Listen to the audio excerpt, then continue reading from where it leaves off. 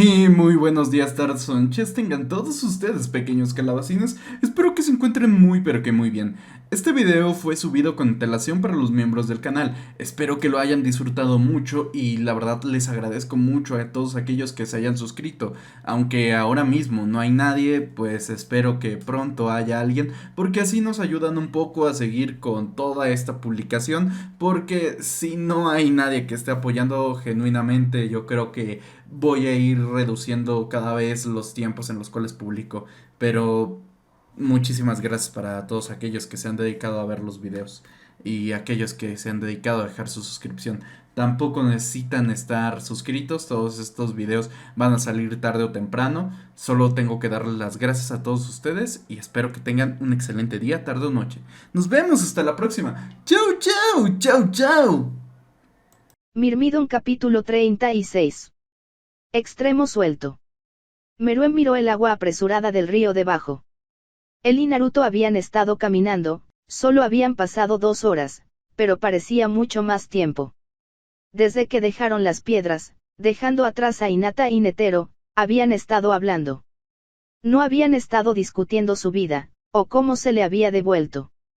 En cambio, habían hablado de lo que se me ocurrió. El rey había tratado de explicarle a Gunji y a Naruto después de haber usado demasiadas metáforas del juego. Encontró divertido que a pesar de la enorme fuerza del Houkill, obviamente no era mucho para los juegos de mesa. Era la misma lección que Komugi le había enseñado. Diferentes personas tenían diferentes fortalezas.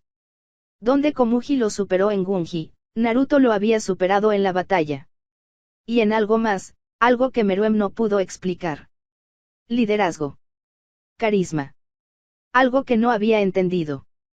Cuando habían estado peleando, lo resolvió como Naruto teniendo sirvientes más confiables que su guardia real inútil, pero obviamente ese no era el caso. Naruto ni siquiera los percibió como sirvientes, ni los trató como tales. Sería una tontería ir en contra de los propios sentimientos del hombre. Naruto sintió la confusión del rey a través de su chakra mezclado y se rió. Tal vez sea difícil para ti entender por qué no tenías ningún igual, sugirió. Indulto. ¿Cuándo naciste? Naruto pateó una piedra y se saltó de un lado del río al otro. Eras el rey. No tenías compañeros. No se suponía que tenías compañeros, ¿verdad? Por supuesto. Pero, ¿qué tiene eso que ver con eso? Meruem preguntó. Eso no puedes entender, esa es la asociación. Es la razón por la que todavía estás vivo. Es lo que tienes con Komugi. Naruto sonrió. Necesito conocerla. Debe ser bastante sorprendente, si logró comunicarse con usted. El rey reflexionó sobre eso. Hinata dijo algo así. O pensó algo así. Hizo una pausa. Necesito disculparme con ella. Ofrecí mi vida, pero eso no es lo mismo, ¿verdad? Ella lo agradecería, dijo Naruto. Sin embargo, lo aceptaré por ahora. Ella necesita tiempo. MMM. Meruem frunció el ceño. Habría seguido así para siempre, destruyendo sin tener en cuenta, si no hubieras aparecido. Tal vez, se encoge de hombros Naruto. ¿Quién sabe? No tiene sentido preocuparse por lo que podría haber sido. Solo considera el ahora. ¿Qué estabas diciendo? Asociación, dijo Meruem después de una pausa. ¿Cuántos humanos había destruido? Había pensado que no tendrían nada que enseñarle, nada de valor para él o el mundo, pero ahora había demostrado ser equivocado 2 veces. ¿Cuántas otras veces se había equivocado sin saberlo?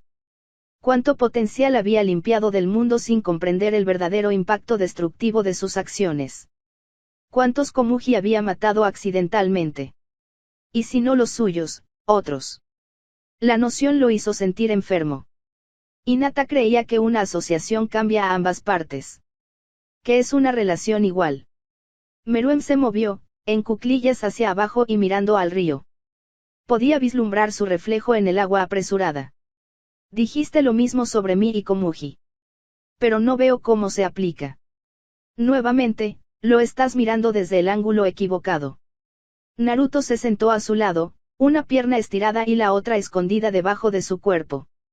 Cualquier asociación real es dos personas, o más, cambiando unas a otras para mejor. ¿O no? Supongo que solo cambia de obras, aunque eso obviamente apesta. Él arrancó un trozo de hierba del suelo y lo giró entre sus dedos. Le proporcionaste a Komugi a un valioso oponente. Ambos vieron cientos de juegos de Gungi bailar a través del agua, piezas que se formaban en espirales de corrientes blancas y las sombras emitidas por árboles cercanos. Le diste la oportunidad de mejorar lo único que consideraba importante, el núcleo de sí misma. Y a cambio, ella te ayudó a entender que no estabas solo. Meruem cambió, mirando el Houkiyu. El hombre no decía nada profundo, pero escucharlo en voz alta lo ayudó a conceptualizarlo más claramente. No le había dicho eso a Komugi. Me has mejorado. Pensó que ella le estaba enseñando a aceptar la derrota, pero era mucho más que eso. Naruto tenía razón, el jugador de Gungi había sido el único en mostrarle que no estaba solo. Que él ya no era el pináculo de la creación. Y ella le había enseñado que los humanos eran más que carne. Meruem se dio cuenta de que la extrañaba. Había sido un día entero. ¿A dónde se había ido? Seguramente alguien la había mantenido a salvo. Los había tirado, pero su guardia real se había dado cuenta de lo que había significado cuando les arremetió. Habían protegido a Komugi, incluso antes de haber enviado su chakra y forzar el deber de todo el país. No tenía forma de saberlo. Meruem se dio cuenta de que nunca se había comunicado con su guardia real. Solo los comandé y los despidió. Si hubieran ayudado a mantener a Komugi a salvo, habría sido completamente por su propia iniciativa. Esa sensación de repentina impotencia y arrepentimiento fue el primer verdadero tristeza que Meruem había sentido, y la sensación cayó sobre Naruto como una brisa fría. El Houki lo miró. Ella está bien, dijo, y Meruem dejó escapar un aliento duro. No se había dado cuenta de que lo estaba sosteniendo. No sé dónde está ahora, pero está bien. Se puso de pie. Vamos, dijo. Sigamos adelante. Número.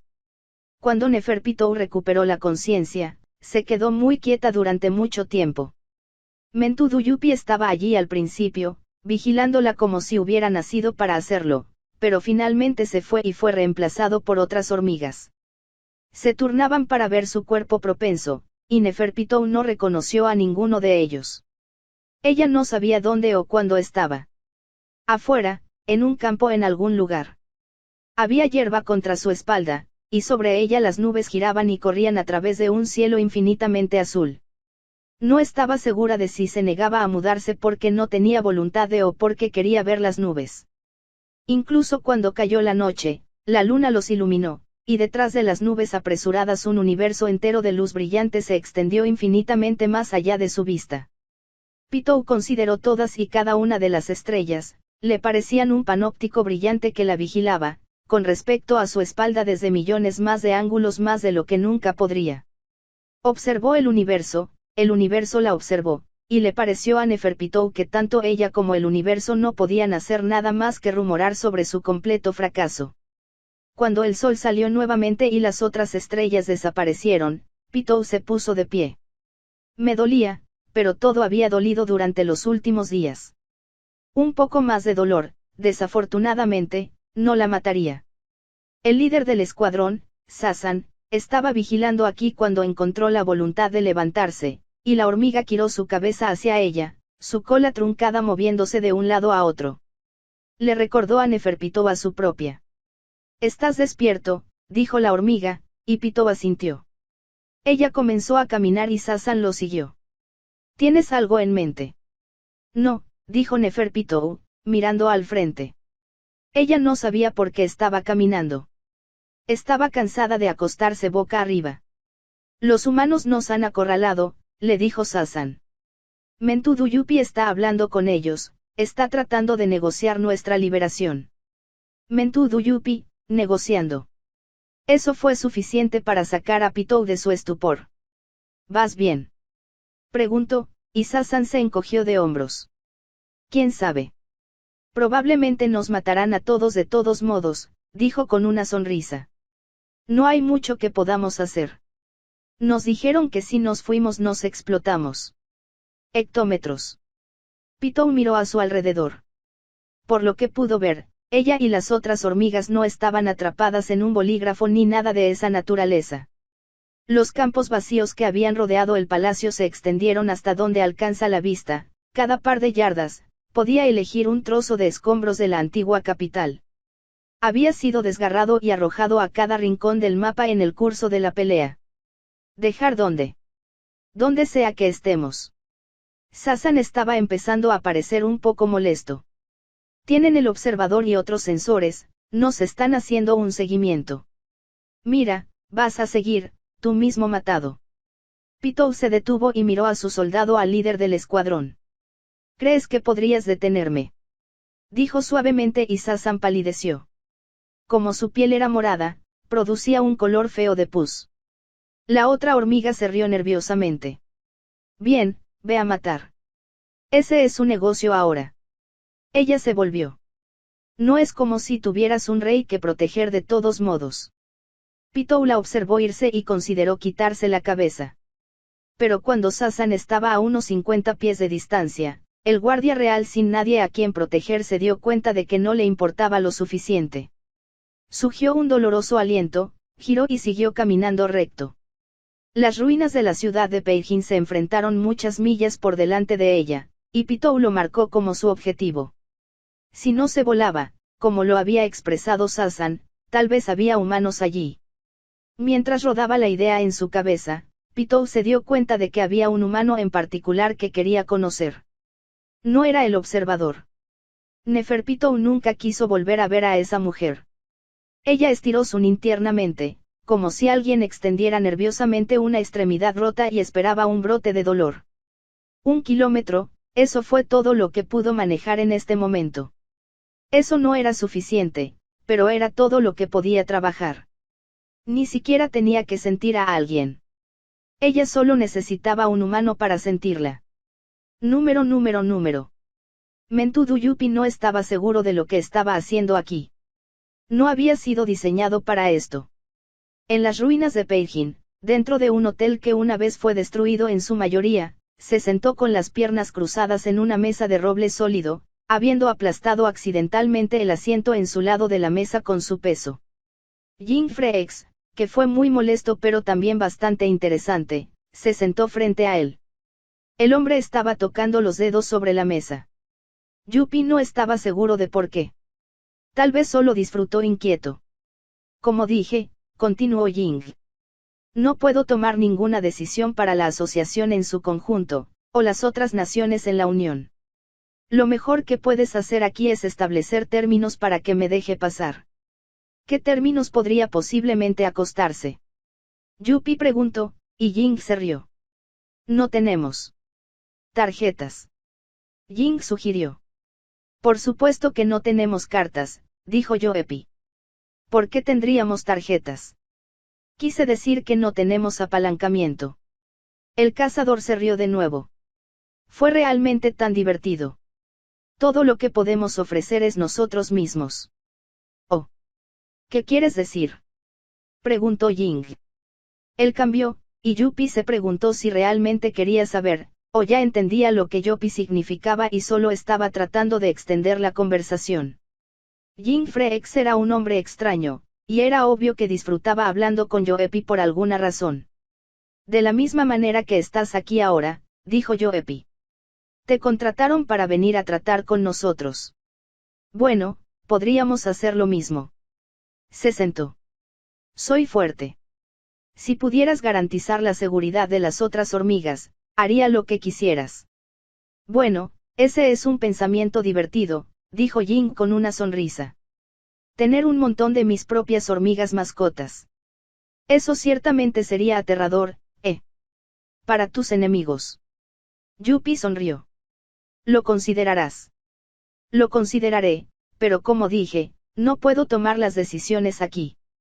Eso depende de los países y el presidente. Jing se recostó. Dime algo. ¿Por qué te importa tanto esas otras hormigas? Yupi parpadeó ante la inanidad de la pregunta.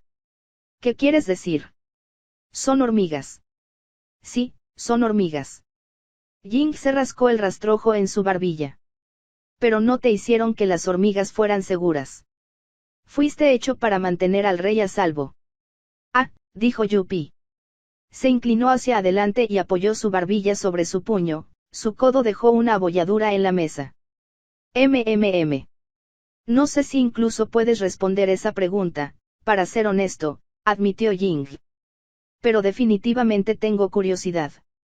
Por eso hablaste conmigo, durante el asalto, dijo Yoepi.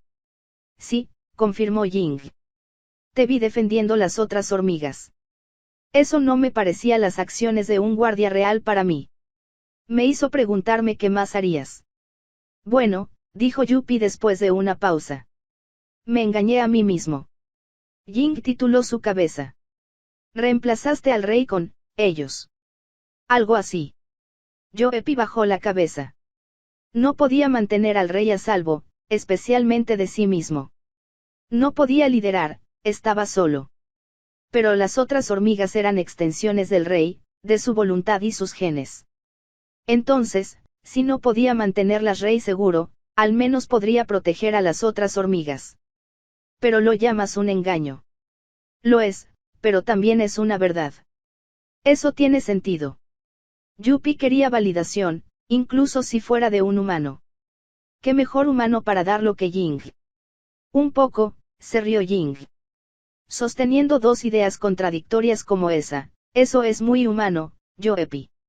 Yupi entrecerró los ojos. ¿Es eso un insulto? Ying se levantó y se estiró. Si quieres tomarlo como uno. Creo que si lo haces o no nos dará una pista de cómo irá el resto de esto. Él miró a Yupi con una sonrisa. Estás dispuesto a ser mi sirviente, pero podríamos preguntarte más de ti que eso. ¿Estarías dispuesto a ser humano? Número.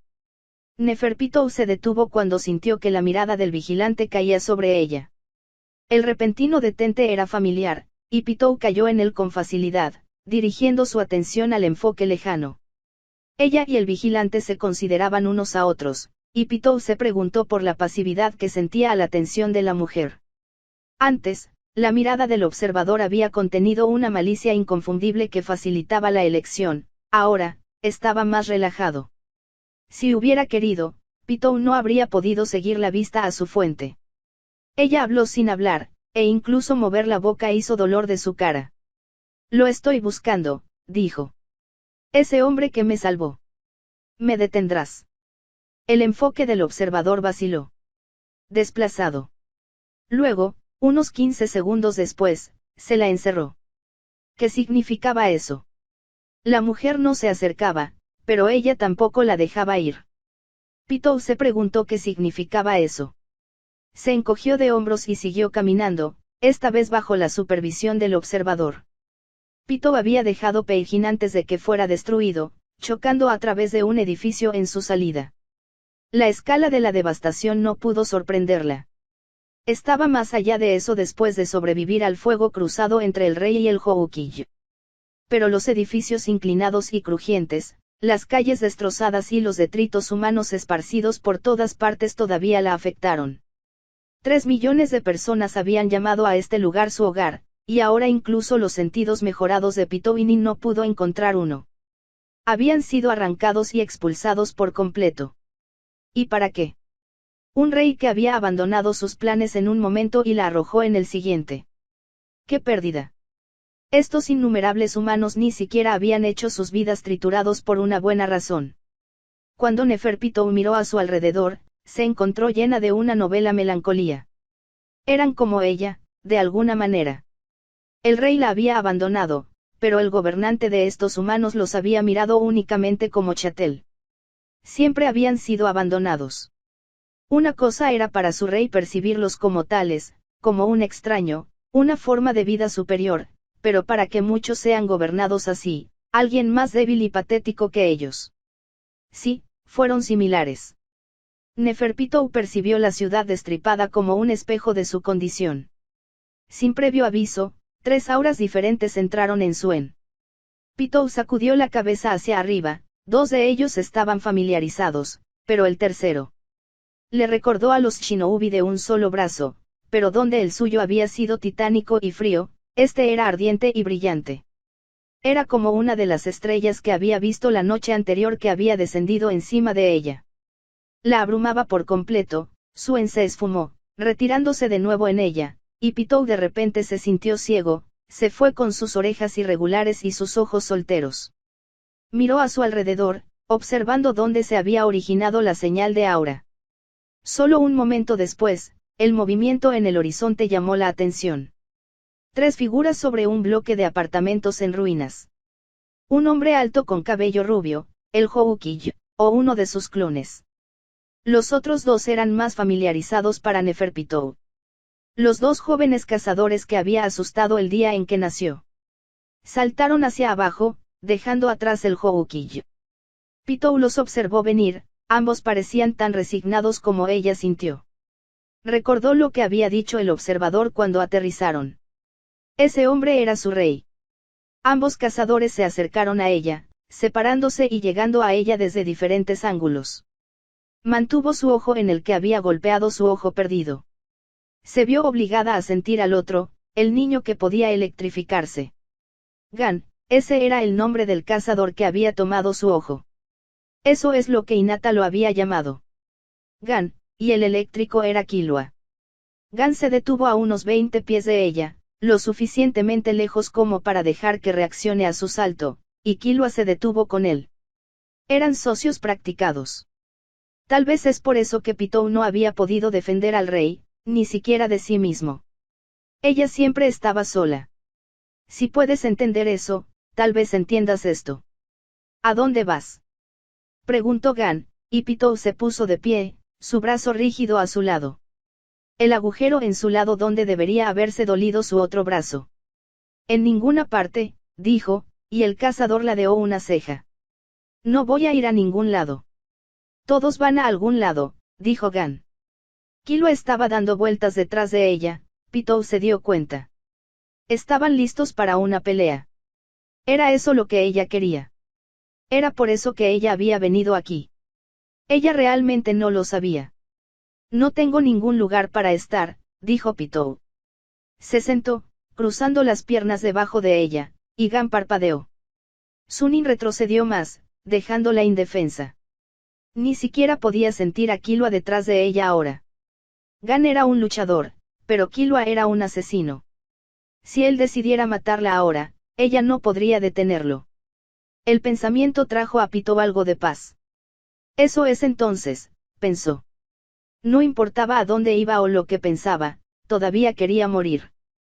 Pero pasaron 5 segundos, y Killua no condujo su mano por la parte posterior de su cabeza. Gan solo la estaba mirando. Pitou suspiró. No quieres matarme, dijo, y los labios del cazador se torcieron. Maté a tu rey, no. Ella continuó, cerrando su ojo. Lo vi, la última vez que nos conocimos. Casi sacrificaste tu vida para terminar la mía. Hubieras tenido éxito si no fuera por Meleoron. Cuando abrió su ojo, Pitou todavía no estaba muerto. Gan también se sentó, una pierna se extendió delante de él. Se consideraban, Pitou con anticipación aburrida, y Gan con una emoción no había experimentado antes. Lástima. ¿Entonces quieres morir?, preguntó, y Pitou entrecerró su ojo. Primero me arrancé el brazo, dijo. No gritó. No me di cuenta en ese momento lo admirable que era para un humano. Kait conocía los riesgos, dijo Gan, sin llegar al cebo. Todos lo hicimos, cuando nos acercamos al nido. Entonces, ¿vas a dejar que se pudra en vano?, Pitou preguntó, y el cazador sacudió la cabeza. ¿Qué había pasado? ¿Qué había cambiado en él, en solo unos días? ¿Por qué no la mataría? Está muerto. Te mataría de regreso. No. Pitou sonrió. Pero estoy seguro de que te traería algo de satisfacción. El cazador frunció el ceño. No. Sin embargo, tenías razón. Hace un par de días, me habría matado para matarte, dijo Gan. Pitou no pudo evitar maravillarse con su calma. Casi lo hice. Pero ahora, ¿quieres morir, eh? Se puso de pie. De ninguna manera en el infierno te estoy dando lo que quieres. Pitou debería haber atacado entonces. Si es atacada en ese momento, Gan habría tenido que defenderse. La habría matado. Hubiera sido limpio y fácil. Pero descubrió que no podía. Al igual que antes, al igual que lo había hecho para el último día, su cuerpo se negó a morir. Ella estaba paralizada en su lugar. Todo lo que podía hacer era mirar. Vamos, Killua. Gan se volvió y comenzó a alejarse. Killua pasó junto a Pitou, pasando no a 4 pies de ella. Cualquiera de ellos podría haber extendido y terminado la vida del otro, pero tampoco lo hizo. Salgamos de aquí. Los cazadores se alejaron y no podían despegar o incluso rogar. Pitou los vio irse. Incluso después de que Gan y Killua fallecieron de la vista, Pitou permaneció arraigado al suelo. Nunca se había sentido tan patética en su vida. De alguna manera, se sintió aún peor que cuando el rey la había descartado. Una cosa era querer morir, era otro completamente que alguien te mirara a los ojos y te negara incluso eso. Ella no se revolvió cuando el Houki se acercó a ella. Incluso en un estado de cerca de Setsu, su aura casi la quemó.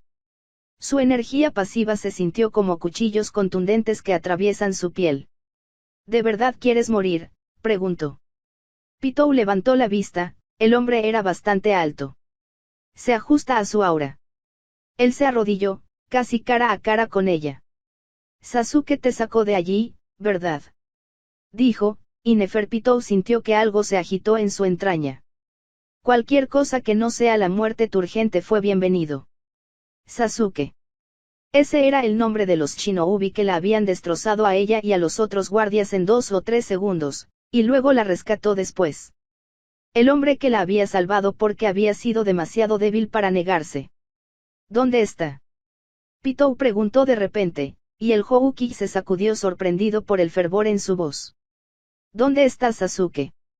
No es una pista, dijo el Houki, rascándose la parte posterior de su cabeza. ¿Por qué? Pitou se puso de pie, todo el cuerpo dolía. Ella empujó una oleada de nin a través de él, obligándolo a olvidar sus heridas por un momento. Quiero verlo. Por primera vez desde que el rey la había tirado, ella quería algo. Ella sería una idiota para no seguir ese sentimiento. ¿Puedes llevarme a él? El Houki parpadeó. Claro, dijo, de pie también. Claro. Vamos a buscar a Sasuke. Número. En los túneles profundos que atravesan Istgorteau, a kilómetros de Peijin, Sayapov se extinguió por la oscuridad absoluta. Los túneles eran viejos y no habían sido encendidos en décadas. Este era un lugar donde no había humanos y ninguna luz había llegado en mucho tiempo. Se sintió apropiado para Sayapov. Fue una competencia, pensó, entre la negrura tinta a su alrededor y la oscuridad que consumía su alma. Todo lo que Sayapov pudo sentir era el odio y la vergüenza. Tenía suficiente odio por todo en el mundo. Odiaba a los humanos que se habían opuesto al rey y lo pusieron en esta posición. Odiaba a los otros guardias reales por ser lo suficientemente débiles como para no ver los verdaderos diseños del rey. Los odiaba por ser lo suficientemente fuertes como para oponerse a ellos. Se odiaba por perder ante Neferpitou, el lamentable pequeño Neferpitou con un brazo y sin voluntad de vivir. Había perdido ante ella y el observador, de alguna manera al mismo tiempo. Sayapov es el único en el que puedo confiar ahora. Él amordazó, cientos de él ahogándose en una realidad hostil. Tonto pequeño Sayapov. Pensaste que esta sería una historia con un final feliz para ti, simplemente porque el rey confiaba en ti. Cuanta más responsabilidad le dan, más trágicas son las consecuencias. Eso es todo lo que había. Sayapov lloró. El rey había triunfado, estaba seguro. Había matado a la sombra de fuego, el hombre armado, el observador, todos. Meruem tuvo que haber destruido todo lo que se había opuesto a él porque eso era lo que era Meruem. Imparable, invencible, incuestionable. Pero, ¿cómo podría volver a él ahora, un completo fracaso?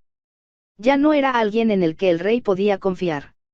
Era un cobarde, un gusano que se retorcía por la tierra de un país muerto. Si él fuera el rey, mataría al Sayapov que Puff era ahora sin pensarlo dos veces. Ni siquiera valía la pena ser comido. Incluso los gusanos lo encontrarían asqueroso como era. Mientras Sayapov reflexionaba sobre la mejor y más eficiente forma de dejar de existir, sin dejar de ser incapaz de concebir simplemente morir, llegó a una encrucijada. El túnel se dividió en dos caminos, ambos igualmente oscuros. Se detuvo, cientos de pares de ojos mirando de uno a otro. ¿Cuál fue la diferencia?, pensó. Ambos condujeron al infierno. ¿Por qué molestarse en tomar una decisión? ¿Por qué no parar aquí y marchitarse lentamente en la oscuridad? Entonces, Sayapov percibió una luz al final de uno de los túneles. Una luz. Aquí abajo, donde ningún humano había caminado en décadas. Donde no fluía electricidad, donde no podría comenzar ningún fuego. Se dirigió por el túnel derecho, fascinado por la luz lejana. Fue esa su salvación. Era tan simple como una luz al final del túnel. Como una polilla atraída por una llama, Sayapov revoloteó hacia la luz distante y parpadeante. Se acercó cada vez más. Incluso con sus sentidos mejorados, era difícil saber qué tan lejos estaba la luz. ¿Fue un incendio o eléctrico? Mientras se dirigía, Puff se aseguró de que era un incendio. Uno pequeño, como ese emitido por un encendedor. Echó un vistazo de metal brillante, un tubo detrás de la llama. Un tubo. Ante eso, se detuvo. Porque había un tubo flotante, junto con la llama flotante. Su mentalidad adjunta para detenerse. Eso no tenía ningún sentido. Nada de esto tenía sentido. ¿A qué se estaba acercando? Justo cuando Sayapov comenzó a darse cuenta de que algo andaba mal, una puerta de explosión, sobre 1 metro de titanio sólido, se cerró de golpe detrás de su enjambre. Se volvió en estado de shock ante el repentino ruido ensordecedor. El túnel detrás de él de repente fue totalmente cortado. Probaba en la puerta, con la misa que se había ido, podía superarla, pero tomaría varios minutos. La única forma en que podía ir era adelante. Se volvió hacia atrás. La luz había bailado desde el borde del túnel hasta el centro. Y ahora, no lo estaba esperando. Se estaba acercando. Atrapado entre la puerta y la pequeña luz, Sayapov sintió un miedo primario. Este no era el miedo que había sentido cuando Neferpitou casi lo había destruido, o incluso cuando se había dado cuenta de que había fallado por completo al rey. Esto fue, en pocas palabras, un miedo a la oscuridad. ¿Quién está ahí? Él chilló, reformando su cuerpo y levantándose lo más alto que pudo. Extendió sus alas de par en par, un intento instintivo de verse lo más grande e intimidante posible, y las escamas brillantes lo soplaron y bajaron el túnel, iluminándolo en un tenue popurrí del arco iris. Las escamas brillantes revelaron cada vez más del túnel, y finalmente alcanzaron la luz. Sayapov percibió una mano pálida que sostenía el tubo detrás de la llama. Una mano, un brazo, un cuerpo. Una mujer con un vestido gris sucio salió de la oscuridad, con los brazos resbaladizos con su propia sangre. Sayapov parpadeó. La mujer era cazadora, Sunin solo podía detectar la ira de ella. No había nada en su alma sino ira. Contra su propia voluntad, se retiró. La mujer tenía un ancho tanque de metal atado a su espalda y cuchillos envueltos sobre su pecho. Una línea corría desde el tanque hasta un tubo de metal que sostenía en ambas manos, como un rifle. La llama de baile que Sayapov había visto hace tantos minutos estaba unida al frente del tubo. De hecho, era un encendedor, o algo así. ¿Quién eres?, preguntó, sintiendo un montaje en pánico en su pecho. La mujer seguía viniendo con un paso sin remorsos, sus escamas emitieron un arco iris caleidoscópico en su cuerpo. La única luz constante era el fuego que sostenía tan segura en sus manos. Su mano derecha estaba apretada con fuerza alrededor de un protector de gatillo, sus dedos intermedios e índices que se esforzaban contra un gatillo de gran tamaño. Lo que sea que ella sostenía era como un rifle. Pero, ¿para qué era el tanque? Un líquido. No me conoces, dijo el cazador. Incluso si Sayapov no hubiera usado su mensaje espiritual, habría sido obvio para él cómo la ira la consumía por completo, su voz se cuirtó de odio. Soy un cazador que se queda atrás. Mi nombre es Palm. Palmera. Él no la conocía. Sayapov consideró la distancia. Si él cargaba ahora, podría tomar su cabeza en un poco más de un segundo. Pero ella era una cazadora. Incluso si fuera una que se quedó atrás, seguramente podría reaccionar a tiempo. ¿Qué tipo de Atsu tendría? ¿Cuál era el arma que llevaba? Había demasiadas incógnitas. Tonto Puff. Vita tu vida o actúa. Sayapov gritó y cargó. La palma deprimió el gatillo. El tubo en su mano se redujo y arrojó una corriente de fuego grueso y semilíquido. La explosión llevó a Sayapov en la cara. En un momento, Sayapov estaba avanzando, seguro de que podía tomar la cabeza de la mujer. Al siguiente, estaba ciego, todo su cuerpo cubierto en una agonía literalmente ardiente. Rugió y giró ciegamente, pero no golpeó nada más que aire. Sin nada para luchar más allá de su propia vida, Sayapov comenzó a entrar en pánico. Su cuerpo comenzó a romperse, reaccionando a su estrés e intentando escapar. No. Piensa, Sayapov. Incluso si era ciego, podría encontrarla con su mensaje espiritual. Su ira era tan aguda que se destacaba como un faro en la oscuridad. No podía extrañarla. Combinó de nuevo y Palm lo estrelló una vez más. Para el horror de Sayapov, casi la mitad de su masa se derritió en un latido. Era solo fuego. ¿Cómo estaba sucediendo esto? Mi Atsu se llama Wing Blue, dijo Palm mientras tropezaba y gritaba, derritiendo la carne que se desaceleró y evaporándose en miles de moscas gritos que fueron quemadas en cenizas por las llamas. Ella continuó caminando hacia adelante, no dispuesta a darle ningún terreno. Una vez que veo a alguien, puedo rastrearlo en cualquier parte del mundo con solo un poco de mi sangre. Sayapov se volvió hacia atrás cuando sintió otro pico de ira, y el Jet of Flames apenas lo extrañó. Quería atacar, pero descubrió que no podía. Lo que quedaba de su cuerpo estaba paralizado por el dolor y el miedo. No podía entender por qué su fuego había quemado su Ken como si no estuviera allí. Seguramente no era tan débil. Te vi, Sayapov, mientras intentas matar a mi maestro. Puff no podía ver, pero sabía que la cara de Palm estaba torcida en un rictus de odio. Te vi porque lo estaba mirando.